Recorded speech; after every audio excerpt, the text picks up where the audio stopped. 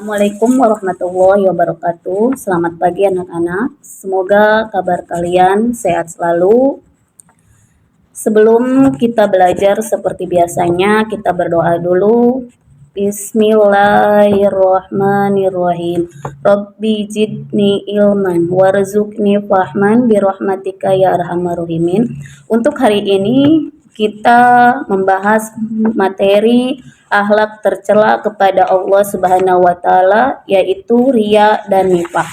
Tujuan pembelajarannya menumbuh kembangkan melalui pemberian dan pengembangan pengetahuan, penghayatan, pengamalan, pembiasaan, serta pengalaman peserta didik tentang akidah Islam sehingga menjadi manusia yang terus berkembang keimanan dan ketakwaan kepada Allah Subhanahu wa taala.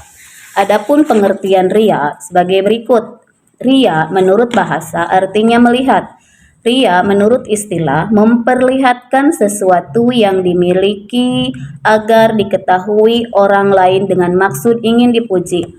Perilaku riya tidak diridhoi Allah Subhanahu wa taala. Orang yang beramal dengan riya, amalannya tidak diterima Allah Subhanahu wa taala dan tidak mendapatkan pahala. Sum'ah beramal dengan tujuan agar disebut baik orang lain. Riya dan sum'ah sama-sama akhlak tercela yang harus dihindari.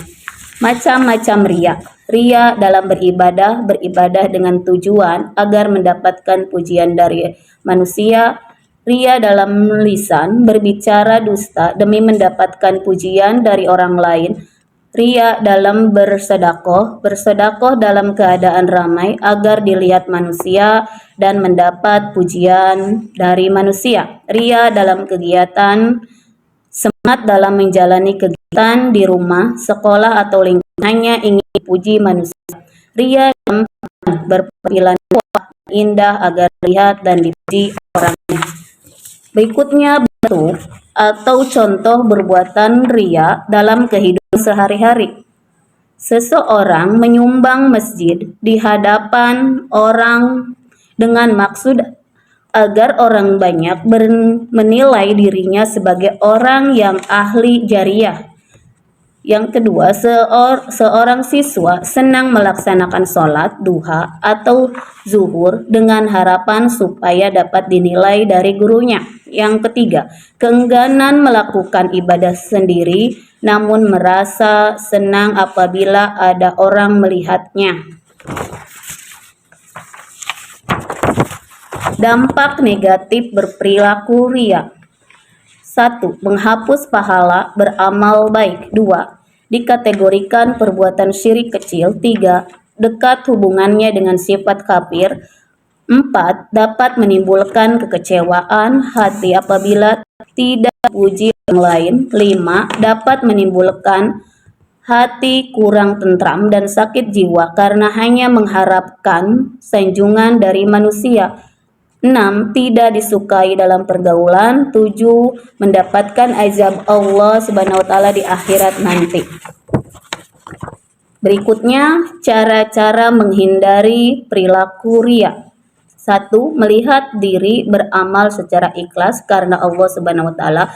2. Tidak bangga jika perbuatannya dipuji dan tidak marah jika kebaikannya tidak dipuji. Ketiga, membiasakan diri bersedekah secara sembunyi-sembunyi. 4. Tidak memuji orang secara berlebihan. 5. Banyak introspeksi atau muhasabah diri. 6. Memperbanyak istighfar dan meminta petunjuk dari Allah Subhanahu wa taala. Berikutnya tentang pengertian nifaq.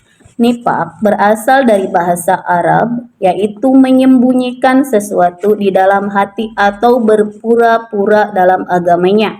Nifaq menurut istilah sikap yang tidak menentu agar menyembunyikan kekafiran di dalam hatinya dan menampakkan keimanan dalam lisannya.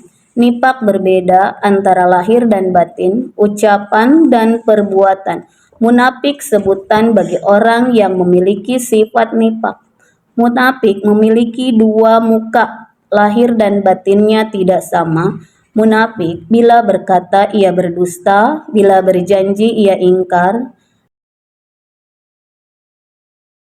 sekarang yang berikutnya adalah macam-macam nifak. Nifak i'tiqadi, menampakkan sifat-sifat Islami namun hatinya menyimpan kekufuran dan kebencian terhadap Islam, seperti mendustakan sebagian atau semua ajaran Rasulullah SAW.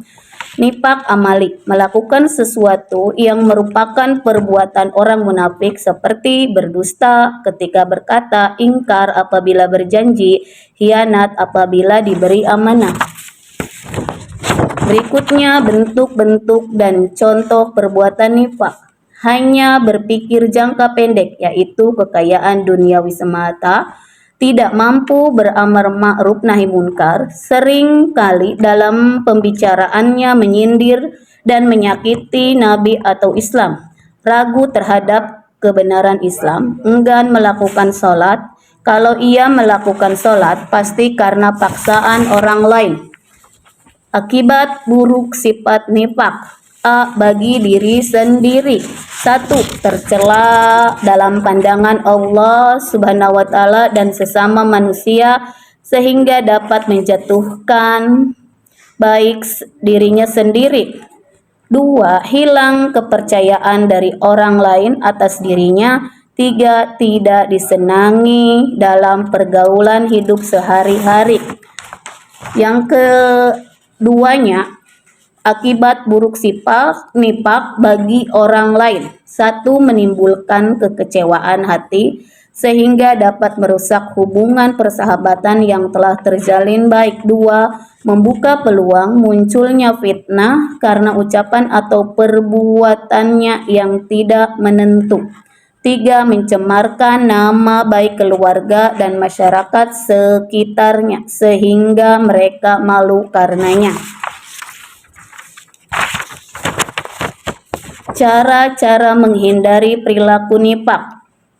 1. Menyadari bahwa perbuatan nifak sangat berbahaya bagi semua. 2. Banyak bergaul dengan orang-orang yang baik agamanya. 3. Membiasakan diri berkata jujur, berjanji, setia, dan amanah. 4. Melatih diri bersikap sesuai dengan hati nurani agar tenang lahir batin. 5. Meningkatkan ketaatan beribadah kepada Allah Subhanahu wa Ta'ala. 6. Menunjukkan sikap cinta Rasul dengan bersolawat kepadanya. Dalil akli dan nakli larangan berperilaku ria dan nifak. Perbuatan ria dan nifak merugikan sendiri dan orang lain. Ria dan nifak dapat menjerumuskan ke dalam dosa dan kesia-siaan dalam beramal. Ria nifak dari oleh setiap muslim. Ibadah hanya untuk Allah semata, ancaman Allah terhadap orang yang ria. Surat Al-Baqarah ayat 263 dan surat An-Nisa 138.